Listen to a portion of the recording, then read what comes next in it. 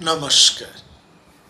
প্রাণারামের মাধ্যমে সম্প্রচারিত ভারত কথার গ্রন্থি মোচনে ৩০২তম পর্বে আপনাদের সবাইকে জানাই সাদর সম্ভাষণ। মহামতি অনন্তলালের পরম অনুগ্রহে আমরা শুনে চলেছি ভারত কথা। ভারত কথার এই যক্ষ সংবাদ প্রশ্নের একেবারে শেষে আমরা এসে দাঁড়িয়েছি। সমস্ত প্রশ্ন প্রায় শেষ হয়ে গিয়েছে। যক্ষ নানাভাবে নানা প্রশ্ন করেছেন যুধিষ্ঠিরকে, যুধিষ্ঠির সেই প্রশ্নের উত্তর দিয়েছে। এই যে দীর্ঘ একটি প্রশ্ন, ধর্মের সাথে ধর্মের প্রতিনিধির প্রশ্নোত্তর, যক্ষ তিনি স্বয়ং ধর্ম আর যুধিষ্ঠির সেই ধর্মের আত্মজ বা প্রতিনিধি। এখানে এই যে প্রশ্ন, এই প্রশ্নটি যে প্রথম এই ধরনের প্রশ্ন তা নয়, এর আগেও আমরা এরকম প্রশ্নোত্তরের আসর দেখেছি। এরকম মাঝে মাঝে এরকমের প্রশ্নোত্তর মালা বা প্রশ্নোত্তর আসর আমরা মহাভারতে দেখি। আমরা আগেও তা বলেছি এই ধরনের প্রশ্নোত্তরের পর্যায়গুলো নিয়ে, যে দীর্ঘ সময় ধরে মহাভারতের সময় বা সেই সমাজে সেই কালের চলে আসা একটা ধারণাকে যেন প্রশ্ন করা হচ্ছে, অর্থাৎ প্রচলিত ধ্যান ধারণার কে আঘাত দিয়ে একটা গড্ডলিকা স্রোতকে কিংবা একটা মজে যাওয়া স্রোতকে আবার গতিমান করা, তাকে সঠিক পথ দেখানো,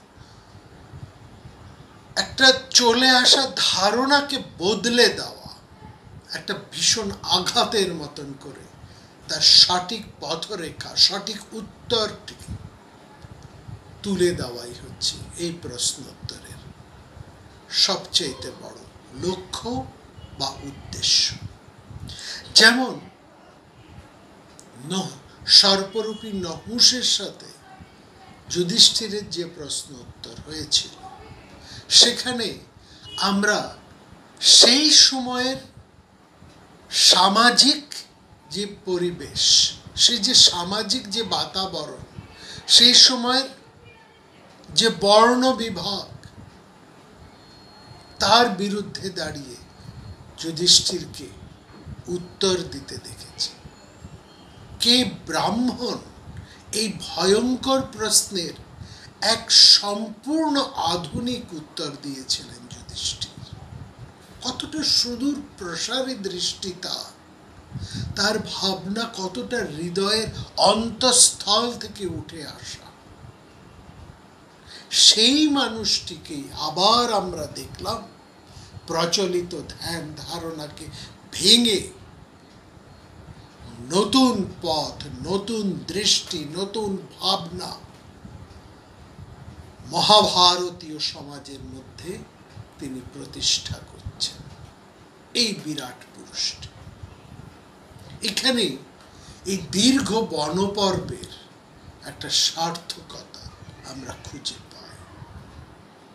আমরা দেখি পরিণত যুধিষ্ঠিরকে, আমরা লক্ষ্য করি তার প্রজ্ঞাকে, তার হৃদয় বোধকে, এবং এইখানে আমরা পাই একটা সম্পূর্ণ আলাদা ধর্মনীতি, একটা নতুন ধর্ম ভাবনা, নৃশংসতা, যেটা শুধু নৃশংসতার উল্টো পিঠ নয়, তার চাইতে অনেক ব্যাপক, অনেক গভীর, অনেক বিস্তৃত এবং অনেক বেশি মানবিক।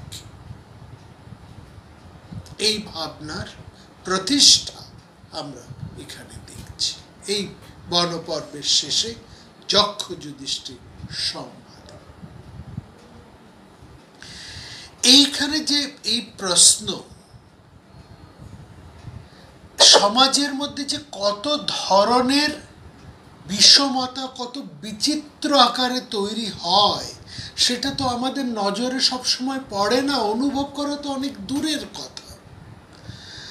এবং তার ফলে এমন একজন বড় মানুষ আসেন, এমন একজন বিশাল হৃদয়বান মানুষ সেই সমাজে হঠাৎ চলে আসেন, তার আবির্ভাব ঘটে, তিনি সম্পূর্ণ ভাবনাটাকে পরিবর্তন করে দেন।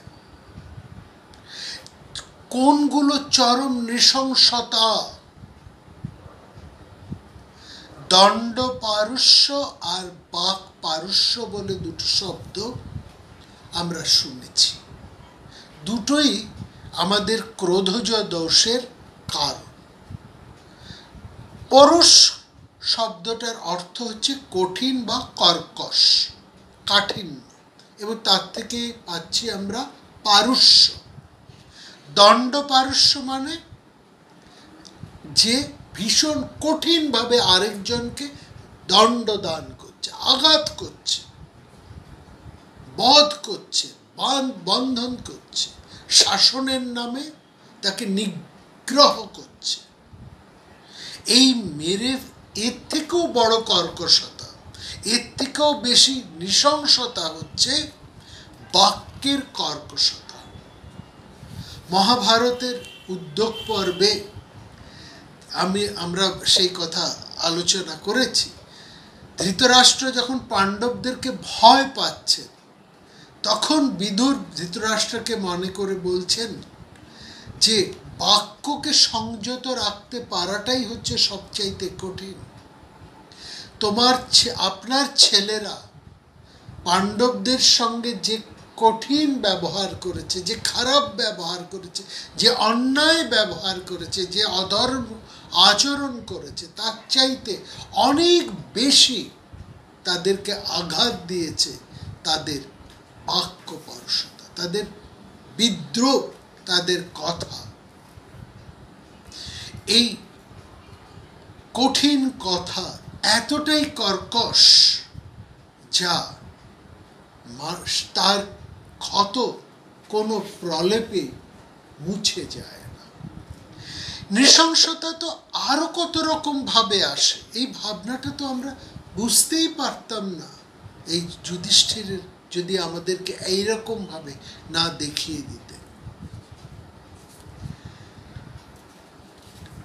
আমরা সেই আর নৃশংসতা বা নৃশংসতার আলোচনার মধ্যে আমরা যাব না, কিন্তু এটা বলবো এই দীর্ঘ আলোচনায় যত প্রশ্ন এসেছে, যক্ষ যত প্রশ্নই করেছেন এবং যুধিষ্ঠির তার যাই উত্তর দিয়েছেন, সব প্রশ্ন কিন্তু ওই একটি জায়গায় একটি মূল প্রশ্নকে অনুসারে। যে কোনো প্রশ্নগুলোকে আপনি ধরুন, সবই কিন্তু ওই নৃশংসতা বা অনৃশংসতার দিকেই লক্ষ্য করে। যতগুলো প্রশ্ন নিয়ে আমরা আলোচনা করেছি, সব প্রশ্ন কিন্তু মূল সূত্রটা হচ্ছে অনৃশংসতাকেই প্রতিষ্ঠা দান। তো এইখানে এই প্রশ্নটাই উত্তরে কি শুধু যুধিষ্ঠির দিয়েছেন? তিনি কি শুধু তত্ত্ববিদ? তিনি কি শুধু তত্ত্বই জানেন? অর্থাৎ তিনি ভালো ভালো কথাই তিনি শুধু বলেন, তার আচরণে কি তার অন্যরকম হয়? কিছু মানুষ আছেন তারা ভালো ভালো কথা বলেন, তারা তত্ত্ব জানেন, খুব ভালো ভালো তত্ত্ব কথা, ভালো ভালো কথা, ভালো ভালো উপদেশ তারা বলেন, কিন্তু নিজেদের জীবনের কর্মক্ষেত্রে, প্রয়োগের ক্ষেত্রে, আচরণের ক্ষেত্রে তার ছিটে ফোটাও হয়তো দেখা যায় না, বা তার বিপরীতটাই তাদেরকে ক্রিয়া করতে দেখা যায়। যুধিষ্ঠির কিন্তু তা নন। এটা আমরা বারবার আমরা দেখেছি দুর্যোধনকে মুক্ত করে দেবার ক্ষেত্রে, যে দুর্যোধন দল বল নিয়ে পাণ্ডবদেরকে নিজেদের দম্ভ, অহংকার, ঐশ্বর্য দেখাবার মাধ্যমে তাদেরকে আঘাত করতে চেয়েছিলেন, সেই সময় তিনি যখন সেই দুর্যোধন তার ভাই, পরিবার, বাড়ির স্ত্রী, বন্ধু বান্ধব, আমাত্য সব সমেত যখন গন্ধর্বদের হাতে ধরা পড়েছিলেন, এই যুধিষ্ঠির কিন্তু তার ভাইদের দিয়ে তাকে মুক্ত করিয়ে দিয়েছিলেন। কারণ তিনি সেখানে বলেছিলেন, যখন বাইরের থেকে আক্রমণ আসবে তখন আমরা সবাই এক, এখন আমরা 105, অন্য সময় ওরা 100 আমরা 5 জন। কিন্তু বাইরের আক্রমণের সময়, যখন সেই আক্রমণ আমাদের কুলের উপরে, আমাদের জ্ঞাতির উপরে, আমাদের স্বার্থের উপরে আসবে, তখন আমরা কিন্তু আলাদা হব না। এখানে যুধিষ্ঠিরের সেই আনুশংসতাকে দেখেছি। যুধিষ্ঠিরের আনুশংসতা দেখেছি আমরা জয়দ্রথের ক্ষেত্রে। জয়দ্রথের অন্যায় আচরণের, ভয়ঙ্কর অন্যায় আচরণের ক্ষেত্রে যুধিষ্ঠির কিন্তু তাকে দণ্ড দেবার ক্ষেত্রে যুধিষ্ঠিরের দীর্ঘ প্রসারিত দৃষ্টি, তার দীর্ঘ বিশাল হৃদয়ের মধ্যে দুটি রমণীর দৃষ্টিকে, দুটি রমণীর মনস্তাত্ত্বিক ভাবনাকে, দুটি রমণীর উপস্থিতিকে তিনি কিছুতেই উল্লঙ্ঘন করতে পারেননি। এই কথাও আমরা আলোচনা করেছি। এবং আমরা এখানে আবারও দেখছি, যে প্রশ্ন করেছেন যক্ষ এবং তার যে উত্তর যুধিষ্ঠির দিয়েছেন, এই উত্তরগুলি যুধিষ্ঠিরের শুধুই কি মুখের কথা, নাকি তিনি আচরণের মধ্যে দিয়েও তার প্রমাণ দিতে পারেন, সেই পরীক্ষাও কিন্তু যক্ষ এবার নিচ্ছে। সেই পরীক্ষাও কিন্তু যক্ষ নিচ্ছেন। যক্ষরূপী ধর্ম যুধিষ্ঠিরকে কিন্তু সেই প্রশ্নে তিনি সম্মুখীন করে দিয়েছে। অর্থাৎ মৌখিকভাবে নয়, আন্তরিকভাবে যুধিষ্ঠির কতটা আনুশংস ধর্ম পালন করেন তার পরীক্ষা নিচ্ছে। কারণ যুধিষ্ঠির বলেছেন সবচেয়ে বড় ধর্ম হচ্ছে আনুশংসতার ধর্ম। সত্যি কি যুধিষ্ঠির নিজে সেই ধর্মকে পালন করছেন এই মুহূর্তে? এই যেখানে তার সমস্ত ভাইরা মরেছে, সেখানে দেখো সব প্রশ্নকে ছাপিয়ে গিয়ে যে প্র্যাকটিক্যাল পরীক্ষাটি এবার যক্ষ নিচ্ছেন, সেইটিকে এবার আমরা লক্ষ্য করি। সেখানে সমস্ত প্রশ্ন উত্তর যক্ষ পেয়েছেন। যক্ষ প্রশ্ন শেষ হয়েছে, যুধিষ্ঠিরের উত্তর দেওয়াও শেষ। যক্ষ এবার যুধিষ্ঠিরকে বললেন খুশি হয়ে, আমি তৃপ্ত। তোমার ভাইরা এই জলাশয়ের চারপাশে পড়ে আছে, এদের মধ্যে যদি তুমি কোনো একজনকে বাঁচাতে চাও, তাহলে তুমি কাকে বাঁচাবে? যুধিষ্ঠির বিন্দুমাত্র দ্বিধা না করে, এতটুকু সময় নষ্ট না করে, কোনো ভাবনার মধ্যে না গিয়ে তিনি পরিষ্কার স্পষ্টভাবে ধীর শান্ত উদাত্ত কণ্ঠস্বরে বললেন, এই যে সোনার মতন গায়ের রং, চোখ দুটিতে একটু লালের আভাস, চোখ দুটির মধ্যে একটু লালিমা, শাল খুঁটির মতো লম্বা এই শক্তপোক্ত মানুষটিকে দেখছেন, এই আমার ভাই নকুল বেঁচে উঠুক, নকুল যক্ষ জীবতু। যক্ষ যুধিষ্ঠিরের এই যে প্রশ্নের, এই কথোপকথনের মধ্যে দিয়ে, শেষ কথোপকথনের মধ্যে দিয়েও দেখছি এটাও একটা প্রশ্ন এবং এটাও একটা উত্তর।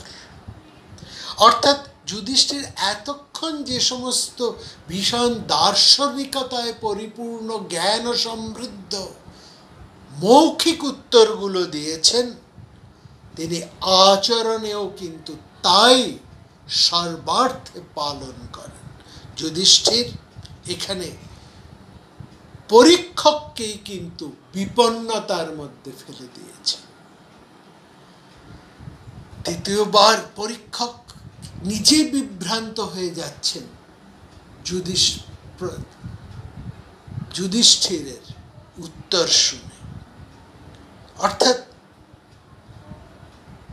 যক্ষ নিজেকে ঠিক যেন সামলাতে পারছেন না, বিশ্বাস করতে পারছেন না। তিনি আবার জিজ্ঞেস করলেন, এই প্রশ্নের উত্তরে যে উত্তর, তার প্রশ্নের উত্তরে যুধিষ্ঠির যে উত্তর দিলেন, যক্ষ প্রশ্ন করেছেন, এই ভাইদের মধ্যে কাকে তুমি বাঁচাতে চাও যদি একজনকে বাঁচাতে হয়?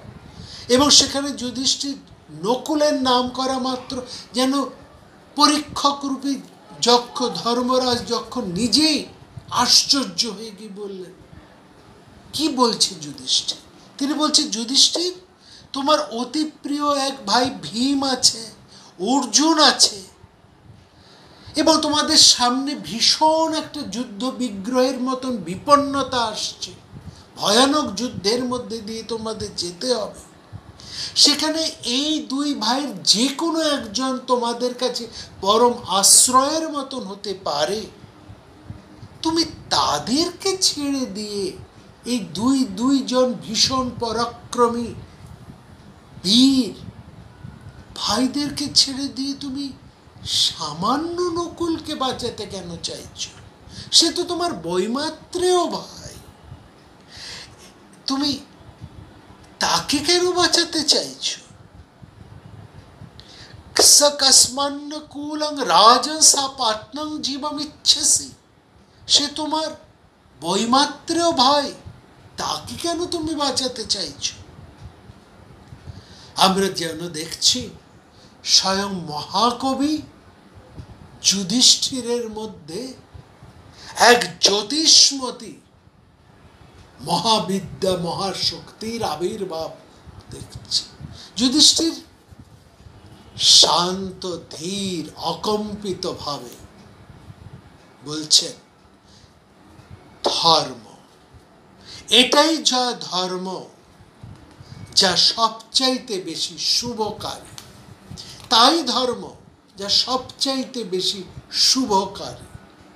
এই ধর্ম যদি আহত হয় তবে যেন তা আমাকেই বেশি হত্যা করে।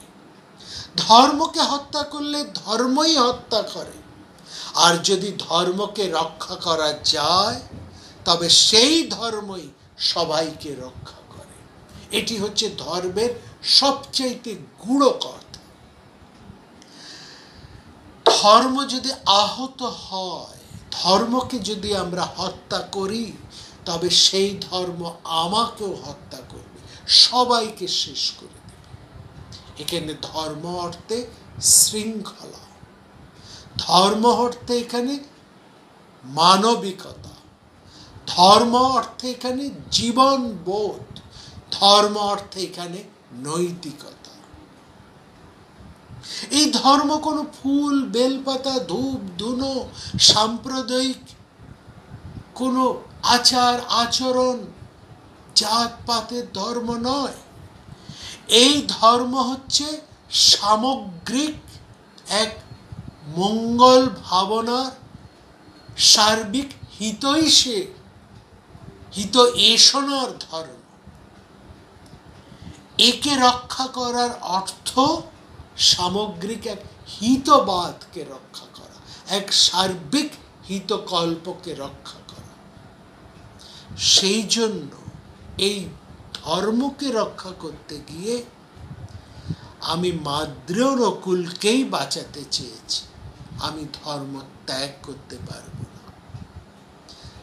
যুধিষ্ঠির এবার তার সেই সার্বিক হৃদয়ের কুশল ভাবনার বা সার্বিক হিত ভাবনার ব্যাখ্যা করে বলছেন, আমার পিতার দুটি স্ত্রী কুন্তী এবং মাদ্রী, আমি কুন্তীর বড় ছেলে, আমি বেঁচে আছি, অতএব আমার অপরা জননী, আরেক যে জননী মাদ্রীর, তার বড় ছেলেটি যদি বেঁচে থাকে তাহলে দুই জননীরই পরম্পরা রক্ষা পায়, এই পৃথিবীতে তাদের চিহ্ন থেকে যায়।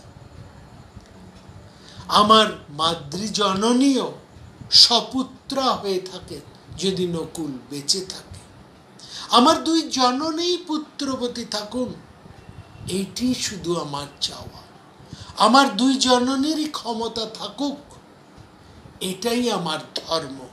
তাই বেঁচে উঠুক নকুল, নকুল যক্ষ জীবত। বারবার ধ্রুপপদের মতো এই যে তিনটি শব্দ যুধিষ্ঠিরের মুখে পুনরাবৃত হচ্ছে, অর্থাৎ বলছেন এই আমার ধর্ম, তাই বেঁচে থাকুক নকুল, নকুল যক্ষ জীবত। আসলে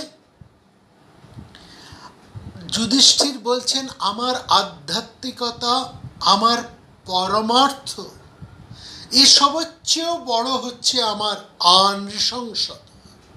আমার কাছে সবচাইতে বড় হচ্ছে আনৃশংসতা। আনৃশংসতার চরম বোধের মধ্যে কোনো বৈষম্য আসতে পারে না, কোনো ভেদ আসতে পারে না, কোনো স্বার্থপরতা আসতে পারে না। যুধিষ্ঠির বলতে চাইছেন ভীম অর্জুন তার সহোদর ভাই, যুদ্ধে তারা অপ্রতিরোধ্য, তারা মহান পরাক্রমী, তাদের খুব প্রয়োজন, সব ঠিক আছে, কিন্তু পিতার যে দুই স্ত্রী, তার পুত্রদের মধ্যে আমি বিভেদ কি করে করি ভ্রাতৃত্বের দৃষ্টিতে? এই বিষম ভাবনা যদি করি, সেটা তো নৃশংসতারই এক উদাহরণ। আমি যদি আমার স্বার্থ পূরণের জন্য কেবলমাত্র আমার পরাক্রমী ভাইদেরকে বেছে দিই, তাহলে তো আমি আমার অপর জননীর প্রতি, আমার পিতার প্রতি এবং সামগ্রিক ধর্মের প্রতি আমি যথার্থ তা দেখাতে পাচ্ছি না। সেখানে আমি অন্যায় করছি, সেখানে আমি নৃশংসতা করছি। তাই এই নৃশংসতাহীন সমস্ত রকম বৈষম্যের ঊর্ধ্বে একটা নতুন জীবন আমি চাই, নতুন একটা দৃষ্টিকোণ, ধর্ম ভাবনাকে আমি রক্ষা করতে চাই, আমি ধর্মকে বাঁচিয়ে রাখতে চাই।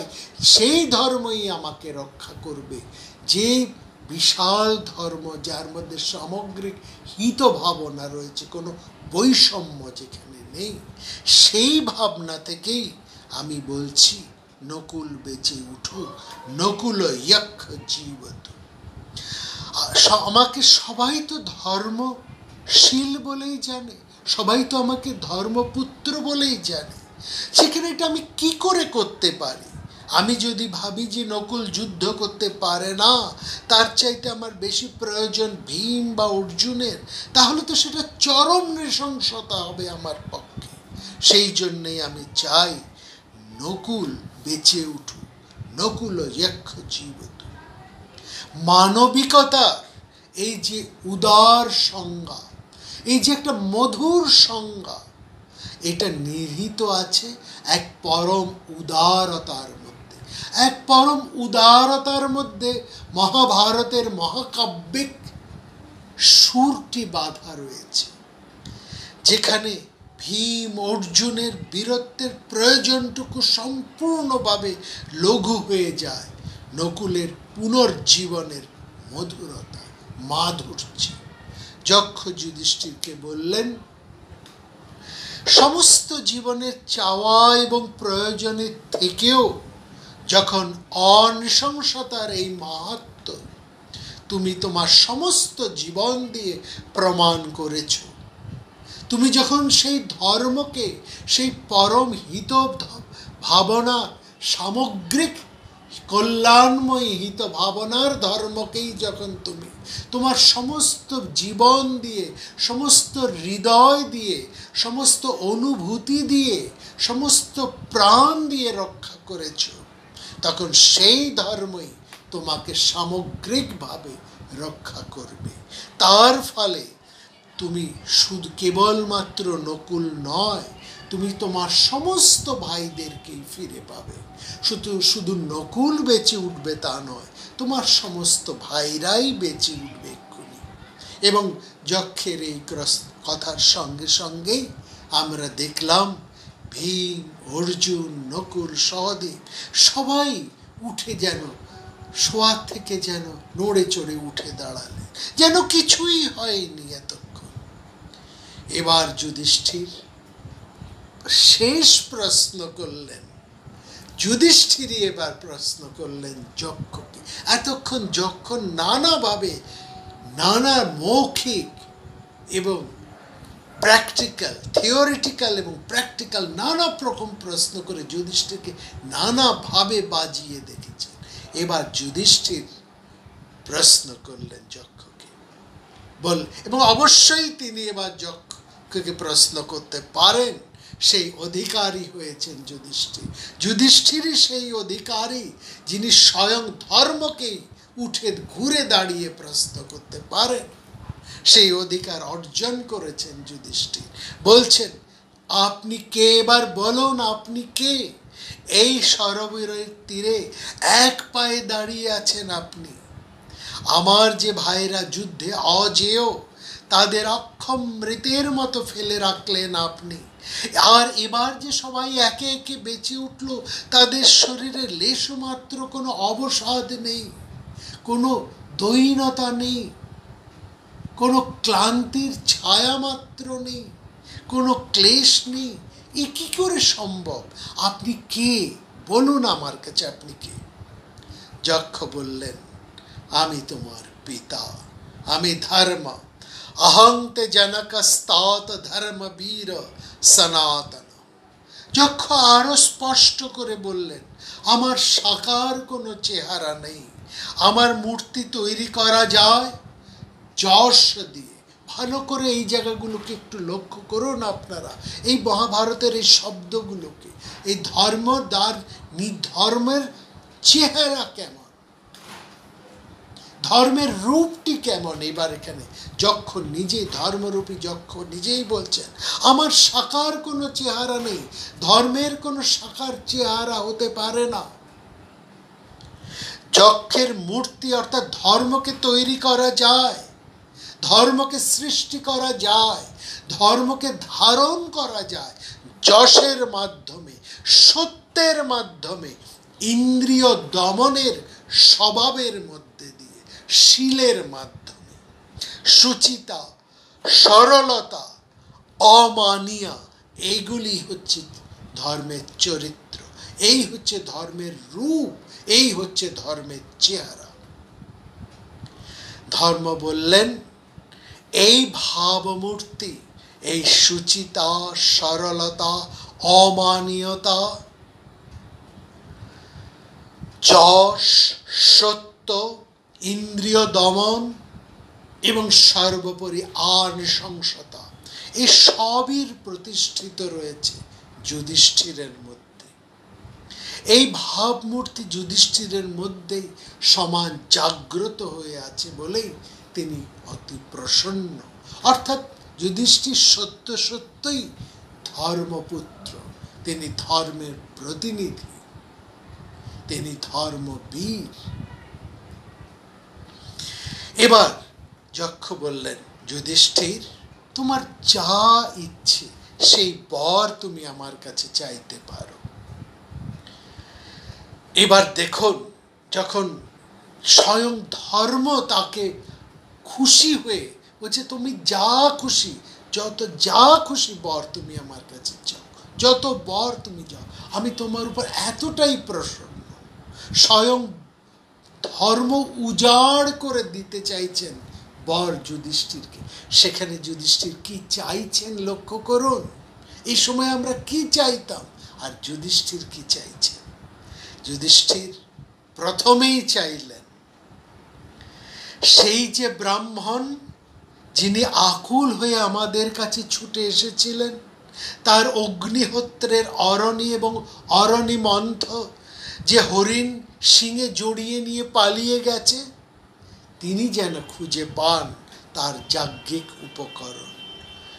ধর্ম বললেন, আমি মৃগরূপে সেই কাজটি করেছি তোমাকে পরীক্ষা করার জন্য, তোমাকে আশ্বস্ত করছি তিনি সব ফিরে যাবেন। তুমি আর কি চাও বলো? যক্ষ যেন, ধর্ম যেন দিয়েও সন্তুষ্ট না, তিনি আরো দিতে চান, এতটাই প্রসন্ন তিনি যুধিষ্ঠিরের উপরে। যুধিষ্ঠিরকে আমরা বড় অসহায় দেখছি এখানে। কত ক্ষুদ্র ক্ষুদ্র হৃদয় যন্ত্রণার উপর কত দীর্ঘ মহা উদার দৃষ্টি তার। এক ব্রাহ্মণের হারিয়ে যাওয়া যজ্ঞ সামগ্রীও তার দৃষ্টি থেকে সরে যায় না, অন্তর্হিত হয় না। ছোট ছোট সামান্য ঘটনাগুলো তার দৃষ্টিপথ থেকে মুছে যায় না। তার জীবনে চলার পথে কোনো মানুষকে তিনি উপেক্ষা করেন না, অবজ্ঞা করেন না। তার চারপাশে থাকা সমস্ত মানুষ, সর্বস্তরের মানুষের কথা তিনি ভাবেন। উচ্চ থেকে নীচ, মহৎ থেকে হীন, কেউ যুধিষ্ঠিরের বিশাল হৃদয় থেকে, তার দৃষ্টি থেকে তিনি মুছে যান না। তিনি ধন ঐশ্বর্য এখন চাইতে পারতেন, তিনি চাইতে পারতেন এই বনবাস থেকে অন্য কোনো উন্নত অবস্থা, অন্য কোনো নতুন সুখ। না, তিনি ধর্মের পথকে তিনি রোধ করেন না, তিনি স্বাভাবিক ক্রিয়ার পথকে তিনি রোধ করেন না। তিনি এমন কিছু চান না যা অসম্ভব, যা অপ্রাপ্য, বা যা পেলে মানুষের জীবনের ধর্মের গতি নষ্ট হয়ে যায়। পাশা খেলায় অন্যায়ভাবে তিনি হেরেছেন, লক্ষ্য করবেন, তবু তিনি তার অন্যায় জেনেও তিনি তার সত্য প্রতিজ্ঞা হতে তিনি চ্যুত হন না, নিজের দিক থেকে তিনি ধর্মচ্যুত হন না। তিনি প্রিয় পিতার কাছে কেবলমাত্র শঙ্কামুক্ত হবার আশীর্বাদ চাইলেন। কি অপূর্ব সেই চাওয়া! আগামী পর্বে আমরা সেই কথা